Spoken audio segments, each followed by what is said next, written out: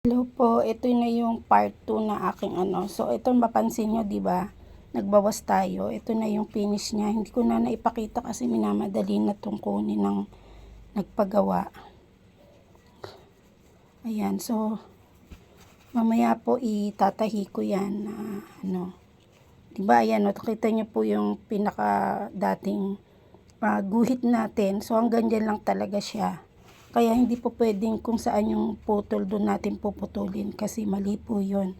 Kailangan po talaga merong palaging sewing allowance. Ayan. So, ito na po yung kanyang finish product o yung natapos natin. So, lalagyan na lang po natin to. Ibabalik na lang po din natin yung 3 botones na inalis po natin kanina. So, ayan siya. Bali, kaya tayo nagbawas dito sa lining para pag natapos, ganyan na magiging kalabasan. Hindi lalabas yung lining sa labas. So, thank you so much po. Sana may natutunan kayo. Hindi ko na po talaga napakita yung ano. Kasi, pero ito po yung, yan, di ko na po napakita sa inyo.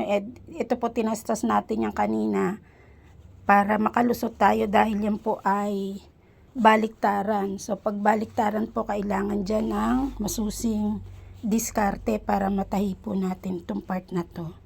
So, yun po sana sa susunod na mga nasikapin ko pong may turo ito ng hindi nagmamadali. Kasi kailangan na po ito. Ayan. Ayan na po yung nabawasan yung kabilang. Pansin nyo po, mas mahaba pa rin yung isa kasi yung isa hindi ko pa nagagawa. Bali, pinag-aralan ko muna siyang paano magawa.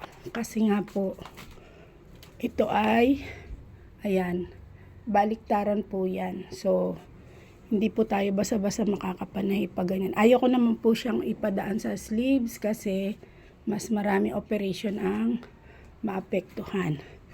So, ayan na po yung kanyang, ito na yung natatapos natin. Pero ito po yung hindi pa na puputulan para pakita ko lang po sa inyo yung naging resulta.